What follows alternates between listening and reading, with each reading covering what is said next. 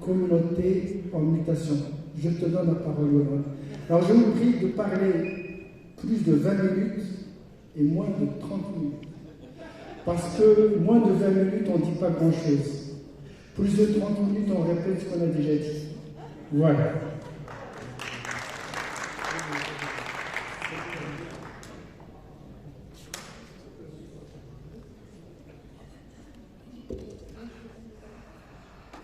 Merci beaucoup. Merci infiniment. Je suis vraiment très contente d'être ici avec vous aujourd'hui.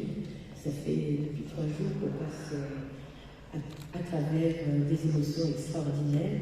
Et donc, ça m'est difficile de dire juste merci, mais le merci est un merci du cœur. C'est un merci qui nous permet peut-être de dire, oui, désolé, on a... Voilà. Ok. Alors le merci aux organisateurs et organisatrices de cette journée exceptionnelle et qu'il est difficile de nommer un par un, tant cela représente un effort collectif de nous avoir tous ici réunis. Merci à Léa, Zor et Jean-Claude d'avoir veillé à notre confort. Merci bien sûr à Serge Verdugo, l'âme de ces journées.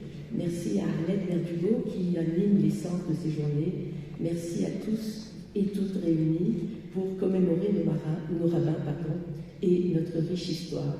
Merci Serge d'avoir pensé à m'inclure dans ce panel de vénérables spécialistes du judaïsme marocain. Je tenterai simplement d'en éclairer quelques éléments. Donc c'est en fait un travail que je dédie à la mémoire de Noureddin Harami, ce collègue qui est mort trop rapidement et avec lequel on avait commencé à travailler sur les mémoires de Meknès. Et en fait, on avait commencé à faire une enquête pour voir justement ce qui restait de cette mémoire juive. Et il est parti trop vite. Donc, je le fais en sa mémoire.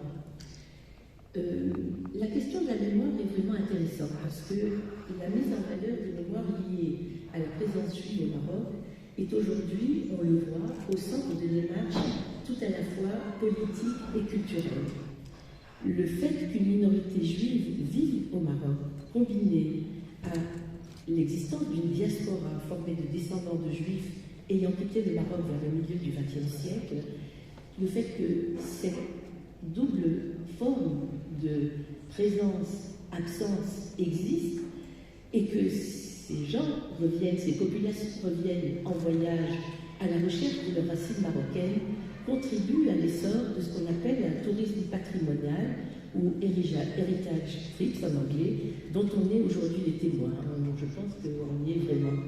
Ces pèlerinages permettent de réactiver et de mettre en valeur la mémoire des quartiers juifs marocains, des Mélas, tout comme la rénovation à grands frais des principaux cimetières juifs du Maroc, et cela suscite une politique patrimoniale nouvelle qui mobilise, comme on l'a vu hier, les plus hautes autorités marocaines et dont il faut remercier ici la générosité.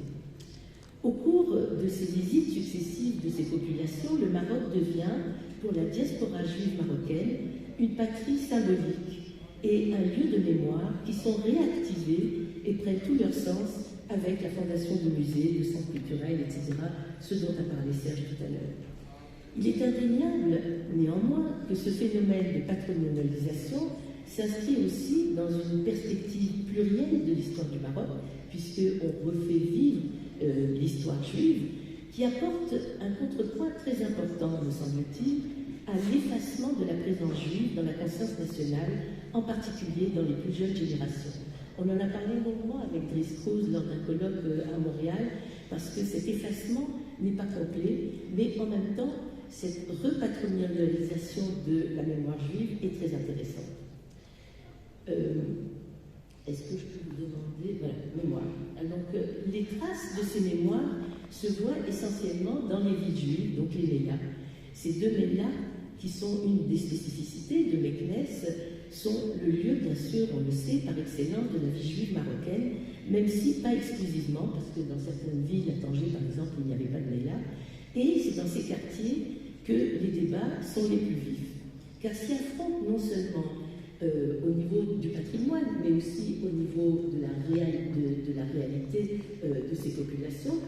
S'affrontent des mémoires de juifs marocains qui oscillent entre une mémoire coloniale, une mémoire nationale marocaine et une mémoire juive. Et ces mémoires sont confrontées aux projections politiques et mémorielles des institutions locales et nationales. Et donc c'est vraiment intéressant de voir comment se concentrent dans cette rénovation ou repatrimonialisation de ces quartiers ces multiples points de vue qui illustrent les positions des uns et des autres. À Meknès, l'existence de ces deux mélats témoigne des transformations majeures de la judaïcité marocaine, dont l'appartenance, comme je l'ai dit tout à l'heure, aussi entre l'attachement au Maroc et au nationalisme arabo-musulman, l'assimilation à la France qui a été faite par l'ALU et à la culture européenne qui a tenté de européaniser le judaïsme, et enfin aussi au sionisme politique et au retour à la terre promise qui était comme en attente dans l'image ou l'idéal ou le mythe de ces juifs. Et cette mémoire peut être toutes ces choses à la fois et pas seulement l'une d'entre elles. Ces deux mélats témoignent de ces traces que l'on retrouve dans l'urbanité de ces territoires, dans le patrimoine bâti et dans la mémoire des personnes juives et musulmanes que nous avons interrogées. Je présenterai ici le processus de construction du nouveau Mela dans les années 20-30 et ce qu'il révèle des stratégies résidentielles des populations juives de Meknès durant l'époque coloniale. Le cas de la famille de ma mère, Marie Berdugo, et de mon grand-père, Eliezer Berdugo, et de ses frères, me servira ici d'étude.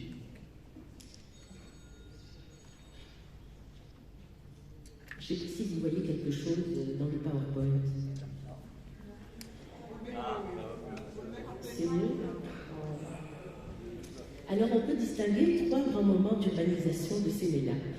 Dans la perspective coloniale, bien sûr, le Méla est dénigré et comme toutes les formes d'habitat et de vie traditionnelle. Donc il y a une tentative dès les années 20 de mise en place de nouveaux espaces urbains et avec la vie nouvelle française qui accentue les ségrégations sociales et religieuses. Et donc on va voir des migrations aussi internes et internationales hors du Maroc qui vont marquer ces mouvements. La localisation des Mélas de Meknès est tout à fait intéressante, j'y reviendrai tout à l'heure, parce que ce sont des espaces contigus, mais qui indiquent justement la présence très importante de cette population juive à Meknès. Ici, je le montre sur la carte, et j'ai quelques photos que je vous montre rapidement, mais je suis sûre que vous avez vu aujourd'hui et hier, en vous promenant, comment ces avenues du Méla ancien peuvent avoir changé, ont été transformées, porte du Vieux Méla, avenue du Vieux Méla. Vous voyez, là, on a une construction urbanistique tout à fait classique, traditionnelle, marocaine, qui montre vraiment la prégnance de... pardon, je ne suis pas très bonne. Parce que moi je suis Mac et ça c'est un ordinateur. Là. Alors, la maison de Eliezer Berdugo témoigne de quelque chose d'intéressant qui m'a semblé intéressant quand je suis venue il y a une dizaine d'années commencer ce tourisme patrimonial qui m'a mené à cette enquête. Les stratégies résidentielles au sein de la famille Berdugo sont vraiment très diverses et pour moi, elles traduisent vraiment les transformations des rapports intercommunautaires à Meknès. Eliezer Berdugo est donc né en 87, mort en 48, est un marchand et une notable locale bien établi, il a été président de la communauté. Il achète en 1930 de la famille Benabou une grande maison de 3 étages dans le Vieux Méla, une acquisition qui semble en partie liée à une stratégie de préservation d'un capital culturel et d'un mode de vie centré sur la communauté avec sa synagogue en bas de la maison. Cette demeure, qu'il va entièrement aménager à grands frais et dans le plus pur style andalou par des artisans qui ont travaillé plusieurs années de suite, présente des boiseries finement sculptées, des plafonds plats, des balcons en fer forgé, etc. Ce notable, Eliezer, est un notable traditionnel. Il n'a pas envisagé de devenir, alors qu'on est en pleine dans les années 30, il n'a pas envisagé de troquer son habit de juif marocain pour un habit européen. Il est un commerçant dont les revenus proviennent à la fois du commerce de savon en Médina et de revenus de location de 7 petites boutiques attenantes à la maison. Il a une famille de 7 enfants, lesquels se dispersent après leur mariage et vont s'installer pour la plupart d'entre eux, d'abord au Nouveau-Mala, plus tard en Ville Nouvelle. La proximité de la synagogue, qui est installée au sous-sol et qui est maintenant une des mosquées les plus importantes de cette partie de Meknès, permet de maintenir des liens étroits et quotidiens avec la communauté juive qui réside dans le quartier, et cette présence de la synagogue apparaît déterminante dans sa décision de non seulement rester dans l'ancien Mela, mais de construire une nouvelle maison avec tout ce que ça représente, enfin une nouvelle maison, de rénover sa maison avec tout ce que ça représente comme engagement. Donc il est vraiment peu sensible à l'appel des sirènes de la modernité occidentale, et alors avec son frère Abraham, 92-1960, et sa sœur Rachel, et plusieurs de leurs amis, donc maintiennent leur résidence familiale dans l'ancien Mela, où ils ont grandi et se sentent chez eux. Eliezer est une figure reconnue de la communauté. Il est habillé de son costume traditionnel arabe, mais il est aussi à l'aise dans des complets 3 pièces européens, tout à la fois proche de ses voisins arabes, dont il parle très bien la langue, comme des Français, dont il a appris à parler la langue, mais qu'il fréquente beaucoup moins. Pour ses transactions commerciales, il rédige tous ses documents en judéo-arabe, écrits en hébreu, la langue de ses ancêtres, et pour lui, il n'est pas du tout question d'abandonner cette vie qui est la sienne, même si ses frères et ses enfants choisissent éventuellement de s'en éloigner. Je ne sais pas pourquoi il saute. Désolé. Voilà, là, ici. Donc, les synagogues, ici, vous voyez, elles datent dans ce vieux Mela qui date du XVIe siècle, on en dénombre 17, et donc c'est une vie juive vraiment très importante qui lui permet de se maintenir dans l'ancien Mela, en gardant, vraiment dans un moment de très grande transformation, en gardant son univers traditionnel. Au même moment, on voit que ses frères ont des stratégies résidentielles divergentes. Au moment où il rénove cette maison, au milieu des années 30, ses 3 plus jeunes frères, Joseph, 99-68, Élie, 1903-1974 et Jacob, 1905-85, migrent vers de nouveaux quartiers. À 10 ans d'intervalle seulement, les possibilités qui s'ouvrent à ces hommes nés au tournant du XXe siècle leur permettent finalement de s'installer, non pas au Nouveau Mela, mais en Ville Nouvelle. Ils se font construire des villas modernes, de style art déco européen, à la lisière de cette ville nouvelle qui est en pleine expansion, dans un tout nouveau quartier résidentiel dont ils adoptent la culture. Élevés dans les écoles de l'Alliance, ils parlent et écrivent le français, mais ils restent très attachés à leur langue maternelle, qui est le judéo-arabe. Ils négocient d'ailleurs dans cette langue avec les commerçants arabes, mais se rapprochent aussi de la culture occidentale. Je ne sais pas pourquoi je n'arrive pas à le faire passer. Je suis désolée de vous déranger. Ah oui. Alors, néanmoins, il faut dire qu'on peut les monter un peu, comme ça nous permettra voilà, c'est ça. Néanmoins, il faut dire que la communauté va rester, quelles que soient les stratégies résidentielles de ces personnes, la communauté reste le centre et le cœur de leur activité. Tous vont maintenir des liens communautaires forts et occupent des fonctions de président de la communauté juive de Meknès. Joseph va être président de cette communauté pendant près de 30 ans.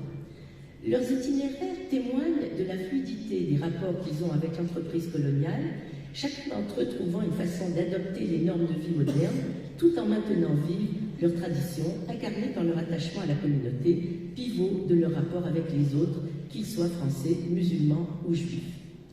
Ces stratégies résidentielles divergentes ne peuvent pas masquer donc la composante communautaire qui permet aux Juifs de maintenir une cohésion d'ensemble face aux autorités coloniales et aux Marseillais. Donc cette organisation communautaire va être déterminante dans cette vision qu'ils ont de leur vie à Meknès. Là, on voit la vue de l'ancien cimetière depuis la terrasse de la maison Verdugo. Dans les politiques coloniales, on peut voir que, en fait, ces politiques coloniales sont très agressives et vont tenter de déloger ces Juifs de leur habitat traditionnel. Tandis que l'Alliance se charge de la francisation des Juifs, le protectorat français passe par de nombreux atermoiements qui tiennent les Juifs à l'écart de ces politiques d'urbanisme. Dans le contexte de l'entre-deux-guerres, on peut se demander si l'appui donné par le résident général Lyoté aux élites juives traditionnelles n'a pas contribué à distendre les relations intercommunautaires et même intracommunautaires en choisissant comme interlocuteurs les élites traditionnelles plutôt que celles qui se disaient modernes. La crainte de Lyoté, qui était de rompre le fragile équilibre intercommunautaire, justifie les politiques adoptées par la résidence. Le Conseil des communautés, instauré en 1918 par les Français, vont être alors plutôt des convois de transmission du protectorat plutôt que des organismes d'autogouvernement, et les Juifs demeurent à cette époque aussi bien à l'écart de la France, qui les regarde de loin, que de l'administration municipale, qui les voit aussi comme éventuellement des alliés des Français. Pour les Français, la tradition, et pour tous les empires coloniaux d'ailleurs, c'est la division qui est un des éléments les plus importants, et ce sont des divisions qui s'appuient sur des segmentations ethno-culturelles. Donc on voit que la politique coloniale de cooptation des élites contribue à une plus grande ségrégation entre Français et autochtones, Juifs et musulmans. Elle contribue, c'est un des éléments importants, qui contribue à accélérer la désaffection des jeunes générations du vieux Mela, dorénavant associée à la vie traditionnelle, tandis que la modernité et l'ascension sociale sont incarnées par la vie nouvelle ou le nouveau Mela. Le dénigrement du Mela par les autorités coloniales est vraiment relayé par les institutrices et instituteurs de l'Alliance, qui projettent eux aussi une image de modernité et de progrès, et qui recommandent l'abandon de l'ancien Mela pour le nouveau, et qui définissent une nouvelle catégorie de Juifs, ou que Kennedy va appeler les évolués. Cette continuité d'une vie juive imbriquée dans la vie musulmane, à peine séparée par les murs des deux Mélas, ne semble plus être souhaitable pour les autorités coloniales. Au fond, le colonialisme français et, dans une certaine mesure, l'Alliance, autorise la vie communautaire traditionnelle, l'enseignement de l'hébreu dans les écoles de l'Alliance, mais il décourage la mobilité sociale ou géographique du plus grand nombre et tend à effacer l'environnement musulman. Et ça, c'est vraiment très important parce qu'on voit que le passage de l'ancien au nouveau Mela tend à justement incarner cette division. Certaines personnes ont déclaré à Noureddin que la présence non justifiée d'un musulman dans le nouveau Mela était même interdite, une mesure qui n'était pas du tout appliquée dans l'ancien Mela où juifs et musulmans cohabitaient et ensemble. Les transformations dans l'habitat urbain des juifs du Maroc, on peut le lever encore un peu, va s'ajouter à ces défis de l'administration coloniale s'ajoutent des défis de l'exode rural. Une importante croissance démographique va conduire des populations dans la première moitié du XXe siècle à être attirées dans les villes, en milieu urbain, et donc les Mélas et les Mélas des grandes villes vont recevoir un afflux de Juifs du sud du Maroc. Et malgré le fait que ces Juifs partent s'établir en ville nouvelle, les Mélas continuent néanmoins à faire face à un problème de surpeuplement. Ce phénomène d'exode rural contribue à la surpopulation de l'ancienne Méla de Meknès, qui voit aussi d'autres populations arriver, mais cela préoccupe peu le protectorat, puisque, en fait, pour les Français, à ce moment-là, la séparation entre la ville indigène et la ville coloniale était absolue, et ils ne se préoccupaient absolument pas des Mélas. Le vieux Mela va donc devenir un quartier mixte où cohabitent populations musulmanes, elles aussi à la recherche d'un logement urbain, et population juive. En témoignent les changements des noms des rues, initialement dédiés à des personnes ou des lieux de la liturgie juive par des noms de personnes et lieux musulmans dans les années 80-90, des noms particulièrement palestiniens qui vont montrer l'importance de la transformation de cet habitat du Mela, de l'ancien Mela. D'ailleurs, ça va être l'objet d'un véritable débat patrimonial à la municipalité de Meknès, puisque l'on voit que peu après cette débaptisation de ces rues, on va revenir, on le voit avec les plaques, on va revenir à la coexistence entre les deux noms, et on a les deux noms de ancien et nouveau. Alors ici, j'ai quelques photos de la rue El Ghoufran, qui était la rue des Slawat, des synagogues. Ici encore cette rue, dans l'ancien Mela. Ici la rue Imam Al-Boussaïri, qui était la rue des Raham. Ici la rue de la muraille, bien sûr, de la vieille ville, qui contient le vieux cimetière où on était hier. Et là, nous avons la maison Berdugo, avec la synagogue en bas, qui est transformée en mosquée, une mosquée très importante. L'imam de la porte de Slag Berdugo, que j'ai photographié à ce moment-là, et le quartier du Vieux Mela qui a été débaptisé et qui s'appelle quartier El Fat et qui a été rebaptisé dernièrement. Encore une image, les ruelles du Vieux Mela. Bon, vous êtes allés sans doute dans les ruelles ces derniers jours. Pour ceux d'entre vous, on peut aller encore. La place des bouchers dans le Vieux Mela. Ici, l'entrée du hammam. Ici, l'entrée du four à pain qui était très importante. Et ici, quelques objets rituels juifs qui ont été reproduits. Bab el-Khmis, qui est très importante dans l'entrée du Vieux Mela. Et donc, cette désaffection donc, du Vieux Mela va s'accompagner d'une une rejudaïsation du Nouveau Mela, qui apparaît comme un compromis acceptable pour les autorités coloniales, car il permet à certaines familles juives aisées de satisfaire leurs ambitions d'ascension sociale et de mobilité urbaine sans modifier réellement leur statut social par rapport aux musulmans ou aux Européens. Daniel Rivet évoque la crainte de l'IOT de rompre le fragile équilibre intercommunautaire par des politiques particulières adoptées à l'égard des Juifs marocains, que ce soit par l'adoption d'une mesure semblable au décret Trémieux, qui ne sera jamais adopté bien sûr au Maroc, ou l'investissement de crédit dans la modernisation des Mélas. Donc on peut dire que le nouveau Méla pourrait correspondre à l'envie, à la fois nécessité mais aussi besoin de créer, de développer des espaces urbains plus adéquats à une nouvelle classe moyenne. Est-ce qu'il vraiment il correspond à cette nouvelle classe moyenne juive? Alors que les carrières administratives sont réservées aux Français, peu de Juifs se qualifient pour entrer dans la fonction publique marocaine et ils vont donc se spécialiser plutôt dans différents types de commerces, dans des emplois du tertiaire, également en plein essor, comme employés de banque, secrétaires, coiffeuses, couturières. L'essor de cette classe commerciale présente un contraste frappant avec l'appauvrissement généralisé d'autres plus petits commerçants, boutiquiers et artisans qui ont plutôt souffert de la présence coloniale française et ont vécu une forme de déchéance sociale et économique. Et donc on va voir qu'entre l'ancien Méla et le nouveau, il y a aussi des catégories de classes qui se sont désormais initiées.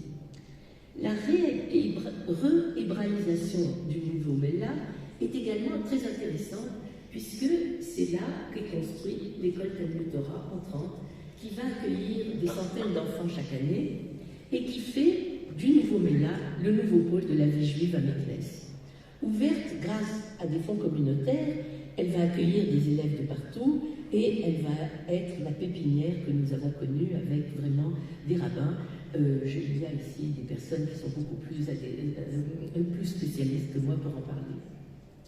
Ce projet de construction de l'école Talmud Torah permet de comprendre qu'à cette époque, pour certains notables comme pour des jeunes juifs évolués de la communauté, la continuité d'une vie juive imbriquée dans la vie musulmane, typique de la vie dans l'ancien Mela, n'est plus tout à fait souhaitable.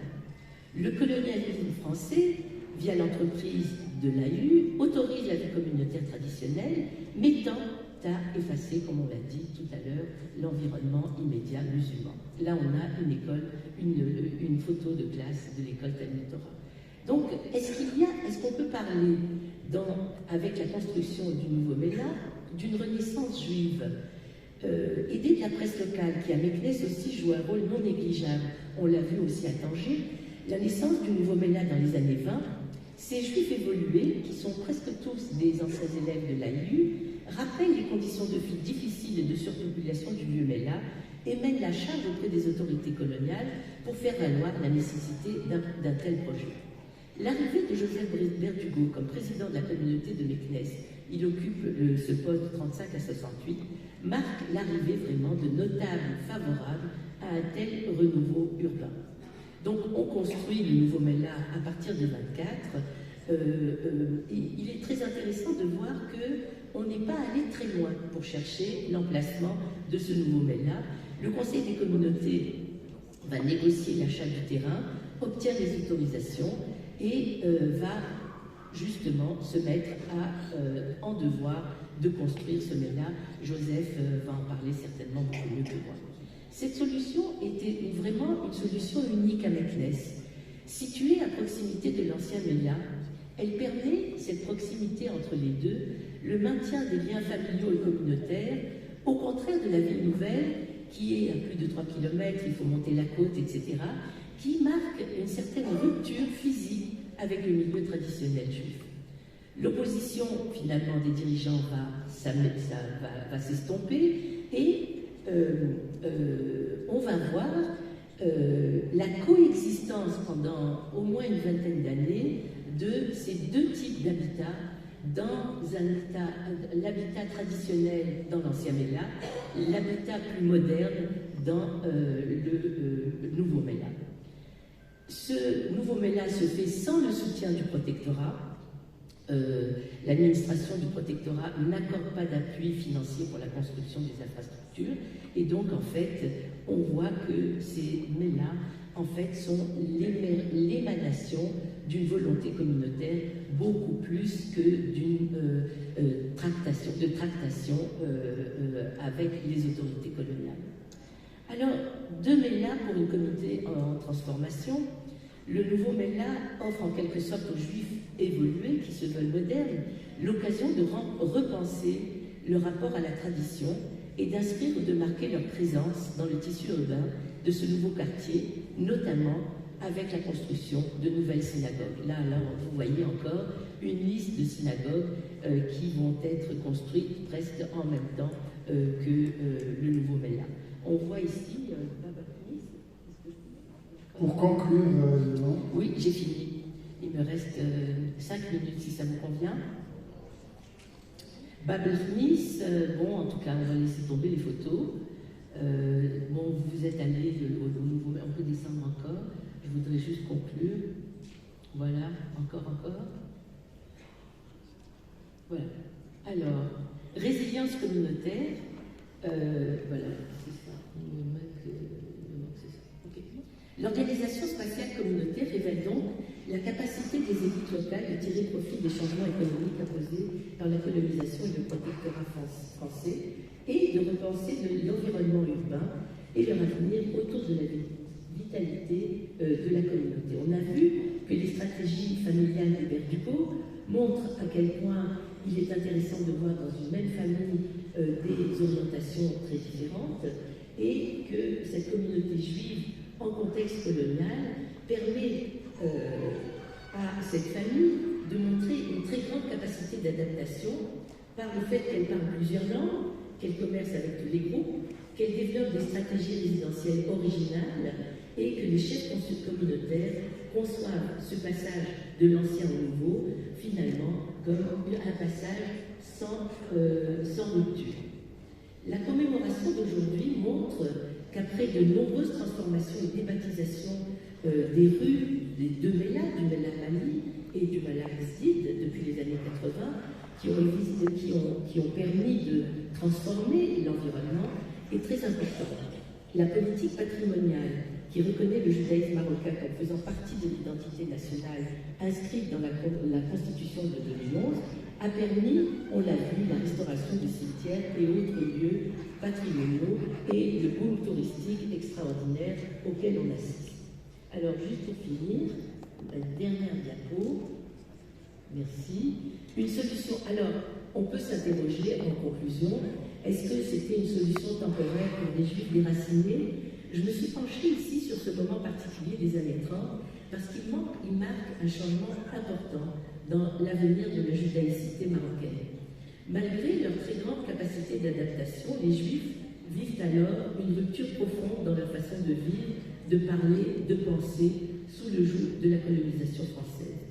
Ces ruptures, aggravées par le mouvement antisémite du gouvernement de Vichy, provoquent des mouvements de migration à l'intérieur de la ville, intra-urbaine, donc ancien, nouveau Mela, ville nouvelle, etc., interurbains vers Casablanca, qui sont des préludes que l'on note tout à fait dans les processus de migration, qui sont des préludes à la migration internationale.